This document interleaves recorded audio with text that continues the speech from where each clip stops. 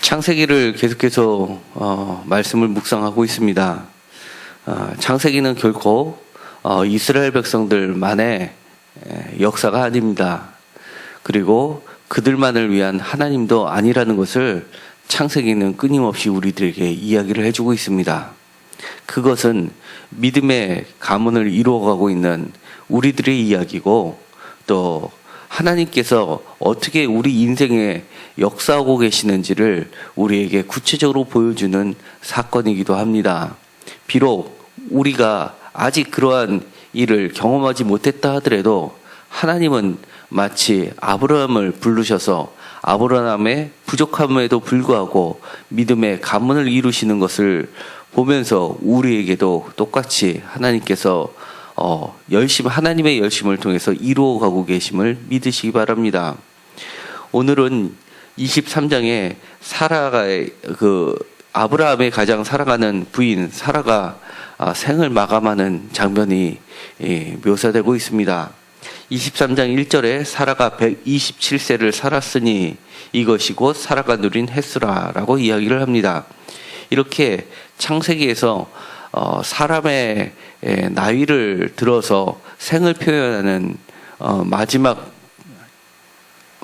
문장은 사실 족장들에게만 해당하는 이야기입니다. 그러니까 아브라함과 그리고 이삭과 야곱과 그 다음에 요셉과 같은 그런 족장들 아니면 후대에 가서는 왕들에게 적용됐던 이야기입니다. 그런데 유일하게 여인에게 이 공식적인 문구가 적용된 건 바로 사라입니다. 그만큼 사라는 이스라엘 백성에게 매우 소중한 존재입니다. 그리고 또 사라의 죽음을 나이로만 표현한 것이 아니라 사라의 죽음으로 인해서 아브라함이 어떻게 그녀의 무덤을 준비하는지를 자세히 한 장에 걸쳐서 기록하고 있습니다. 이스라엘 백성들에게 있어서는 특별히 이 죽은 후에 장사를 지내는 것이 매우 중요한 사건 중에 하나입니다. 그렇기 때문에 정성을 다해서 이렇게 죽음을 준비하고 무덤을 장만하는 것을 보고 있습니다. 대표적인 것이 바로 예수님의 죽음의 때에도 비록 십자가에 달려 돌아가셨지만 그 십자가에 달려 죽는 그런 죄수들의 모습하고는 확연히 다르게 예수님의 무덤 이야기가 아주 자세하게 그리고 고귀하게 기록된 것을 볼 수 있습니다. 그것처럼 이 무덤의 이야기는 아주 중요한 사건입니다. 특별히 오늘의 이 말씀 중에서 우리의 주목을 끄는 사건이 있습니다. 바로 아브라함이 어떻게 그녀의 무덤을 장만하는지를 자세하게 소개하고 있는데요. 자기 자신을 이렇게 표현하고 있습니다. 먼저 2절에 보면은 사라를 위하여 슬퍼하며 애통하는 자신을 나타내고 있습니다. 그리고 그 슬픔과 애통의 깊이가 얼마나 큰지 3절에 자세히 나타내고 있습니다. 시신 앞에서 일어나서 해적석에게 나아갑니다. 자신의 슬픔이 얼마나 컸으면 자기 자신에게만 국한되는 것으로 하지 않고 구체적인 행동을 통해서 그 죽음을 표현하고 있습니다. 그 슬픔을 표현하고 있습니다.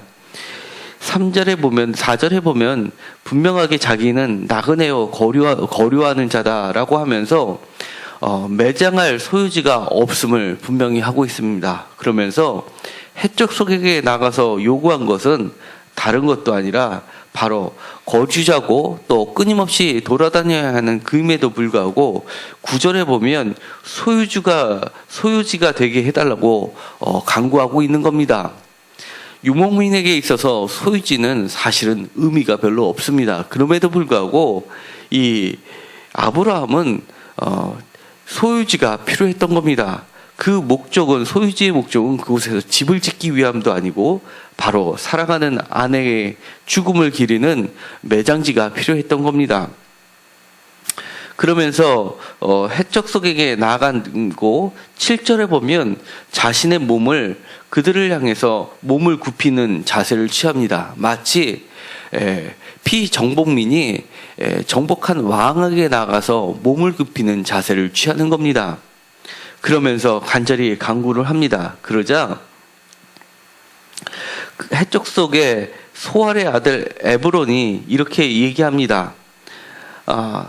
이것을 이 땅에서 당신의 아내를 위해서 장사할 땅은 얼마든지 당신이 원하는 대로 사용하라는 겁니다. 그리고 심지어는 자신이 그것을 거저 주겠다는 겁니다. 그러자 이 아브라함은 그 말을 간곡하게 거절합니다.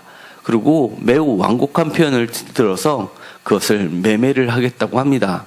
우리가 어떻게 보면 이렇게 자기 자신이 이 땅을 달라고 이야기할 때 상대방이 아주 부정적으로 이야기하는 것도 아니라 매우 공손하게 그 땅을 거저 주겠다고, 그리고 이것을 금할 사람이 누가 있냐라고 얘기한다면은 하나님의 인도하심이었구나라고 누구나 생각할 겁니다. 우리 삶 가운데서도 고민하면서 어렵게 찾아간 그 사건을 생각보다 그 사람이 쉽게 수락을 하면서 내가 생각했던 것을 뛰어넘어서 더 큰 것으로 주겠다라고 할 때는 이것은 분명히 하나님의 인도하심이라고 생각하고 하나님의 뜻이다 생각하고 그것을 수락하는 경우가 우리들의 모습일 것입니다. 그렇지만 아브라함은 그렇게 하지 않습니다.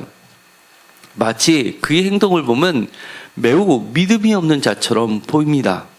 왜냐하면 그가 이렇게 얘기합니다. 내가 11절에 보면 내 주여 그리 마시고 내 말을 들으소서. 내가 그 밭을 당신에게 드리고 그 속의 굴도 내가 당신에게 드리오니 내가 내 동족 앞에서 당신에게 드리오니 당신의 죽은 자를 장사하소서라고 하는 말 가운데는 개인적인 약속이 아니라 그 땅에 살고 있는 사람들 모두의 약속임을, 그리고 증거를 삼아 확실하게 하는 그 태도임에도 불구하고 그것을 거절하는 아브라함의 모습 속에는 왠지 나는 당신을 못 믿겠다라고 하는 것처럼 들리기 때문에 그렇습니다. 그리고 그 이면에는 마치 하나님의 인도하심도 못 믿겠다, 내가 다른 방법을 강구하겠다처럼 보일 수가 있습니다. 그러나 그것은 오히려 아브라함의 믿음의 행동을 나타내는 겁니다. 이 아브라함의 믿음의 행동은 보다 구체적으로 나옵니다. 그러면서 은 400세겔을 그냥 주는 것이 아니라 어떻게 주냐 하면 바로 16절에 있는 것처럼 상인이 통용하는 은 400세겔이라고 합니다. 그러니까 은 400, 그 당시에 은을 세겔이라는 것은 무게를 재는 단위입니다. 그러니까 지금 우리처럼 무게가 아니라 동전에는 100원이라고 써져 있으면 100원, 그리고 50원이라고 써 있으면 50원, 10원이라고 써 있으면 10원이 아니라 똑같은 것을 무게를 따라서 재다 보니까 사실은 무게를 재는 단위에 따라서 이 금액이 왔다 갔다 하는 겁니다. 그런데 그 무게를 재는 단위를 어디에다 맞추냐면 나의 기준에다 맞추는 게 아니라 해적속 사람들이 사용하는 상인들이 통용한, 그리고 보편적으로 이루어지는 방식대로 계산해서 주겠다는 겁니다. 그러자 그 사람들이 이렇게 얘기합니다. 마므레와 막벨라에는 에브론의 밭 곧 그 밭과 거기에 속한 굴과 그 밭과 그 주위에 둘린 모든 나무가 성문에 들어온 모든 해족석이 보는 데서 아브라함의 소유로 확정시키게 됩니다. 그러니까 이 성문에 들어오는 모든 핵족속이라는 것은, 그 당시에 성문이라는 것은 제사가 이스라엘 사람들로 이야기하면 나중에 다윗 시대나 솔로몬 시대에 보면 장로들이나 그 다음에 제사장들이 성문에 앞에서 재판을 하는 장소였습니다. 그러니까 이 여기서 얘기하는 성문에 들어오는 모든 핵족속이라는 것은 마을의 공식적인 시청처럼 역할을 하면서 재판을 공식적으로 이루어지게 하는 장소라는 겁니다. 그리고 그 마을에 중요한 사람들이 다 모여서 함께 의사를 결정했다는 겁니다. 그렇다는 이야기는 아브라함은 비록 하나님의 인도하심이 있었지만 그 하나님의 인도하심이 너무너무나 소중하고 귀하기 때문에 만일 하나 그것이 이 시대가 가서 사람의 바뀜으로 인해서 하나님이 주신 그 역사가 흐트러지는 것을 막고자 했던 것입니다. 결국에는 이 막벨라 굴은 나중에 헤브론이라는 장소는 이 사울이 수도로 정한 곳이기도 하고, 그 다음에 이 막벨라 굴에는 나중에 아브라함도 묻히게 되고 그 아들 이삭과 리브가와 그 다음에 그 아들인 그 손잡버린 야곱과 그의 아내 레아도 이곳에 묻히는 사건으로 발전되게 됩니다. 그러니까 이 땅은 시대를 거듭하면서 그 누구도 사람이 그 시대에 살고 있었던 사람이 죽었다 해서 그 약속이 변화되는 것이 아니라 대대손손 그 누가 오더라도 영원한 계약으로 발전되게 되는 겁니다. 그리고 이것은 먼 훗날 이스라엘이 다시 2차 세계대전 이후에 자신들의 나라를 아랍 사람들로부터 땅을 찾을 때 근거로 내세웠던 문서가 바로 이 구절이었습니다. 이렇게 가장 오래된 계약서가 글로써 남아있지 않느냐라고 주장하면서 그들이 지금의 이스라엘 땅을 자기들의 영원한 소유로 주장하면서 이스라엘을 재건했던 겁니다. 그러니까 이 아브라함의 행위는 비록 하나님의 인도하심이 있었지만 그럼에도 불구하고 세상에서 통용하는 방식과 규칙대로 그것을 확정시킴으로써 세상 사람들에 의해서 하나님의 역사가 흔들리지 않게끔 굳건히 하고자 하는 아주 귀하고 큰 믿음의 행위였다는 겁니다. 우리가 살 때도 사실은 귀한 것들은 반드시 대가를 지불해서라도 확정을 시키고 싶은 마음들이 있는 겁니다. 그렇기 때문에 이 아브라함의 행위는 그야말로 믿음의 행위였습니다.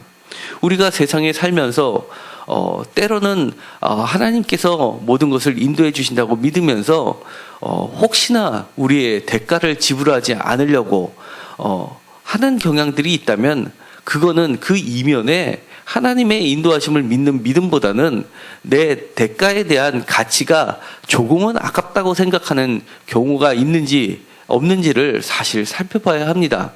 정말 하나님의 인도하심이 확실하다고 믿는다면 내가 세상에서 지불하는 그 대가는 사실은 그 하나님의 인도하심의 값으로 매길 수 없을 정도로 소중한 것인 것입니다. 따라서 우리는 신앙생활을 할 때도 이 아브라함처럼 정말 하나님의 뜻이고 귀한 것이라고 하면 세상의 어떤 거하고 비교해서는 안 됩니다. 그것이 참 믿음입니다. 여기서 말하는 이 마므레라는 뜻은 사실은 아주 강함이라는 뜻입니다. 그리고 가나안이라는 땅 이름 자체도 낮은 땅입니다. 그리고 막벨라라는 것은 이중의 궁혈이라는 뜻이고, 그 다음에 헤브론이라는 뜻은 친교나 동맹이나 연합을 이야기합니다. 그러니까 이 사실은 아브라함이 나그네고 계속해서 돌아다녀야 하는 위치에 있는 사람으로서는 이 헤브론이라는 곳은 정말로 꿈의 장소였을 것입니다. 왜냐하면 영원히 그 땅에 거주하는 사람들과 자기가 동맹을 맺는 대대로 동맹을 맺는 연합을 이야기하는, 그리고 더 이상 나그네로 살지 않아도 되는 그러한 장소가 되기 때문입니다. 우리의 삶 가운데 우리가 영원히 소유할 수 있는 것이 과연 몇 개나 있을까요? 그것은 하나님이 주신 것 외에는 사실은 영원히 소유할 수 있는 것이 아무것도 없습니다. 하나님의 약속을 귀하게 여기고 하나님이 주셨다고 믿는 것들에 대해서는 우리가 하나님의 약속을 믿고 이렇게 최선을 다하는 우리들이 되었으면 좋겠습니다. 기도하고 마치기로 하겠습니다. 하나님, 우리의 믿음이 때로는 하나님이 모든 것을 해결해 주신다고 믿고 내 것을 내놓는 것을 아까워하는 경우들이 사실은 있습니다. 그렇지만 하나님의 귀한 것 앞에 내 자신의 것들을 내어놓는 자들이 될 수 있게 하여 주시옵시고, 그것이 하나님과 나 사이에 영원한 규약이 되어서 세상 어떤 누구들도 침범할 수 없는 것들이 되게 하여 주옵소서. 하나님께서는 우리의 재물이 있는 곳에 마음도 있다고 말씀하셨고, 우리의 재물을 하늘에 쌓아두라고 이야기하셨습니다. 사실은 우리 앞에 보여지는 것들이 믿음의 눈으로 보면 모든 것이 선교의 장이고 또 하나님의 장이고 하나님의 무대입니다.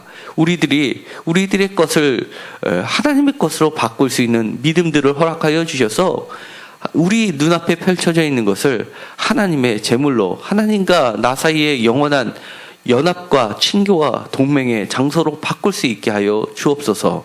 예수님의 이름으로 기도드렸습니다.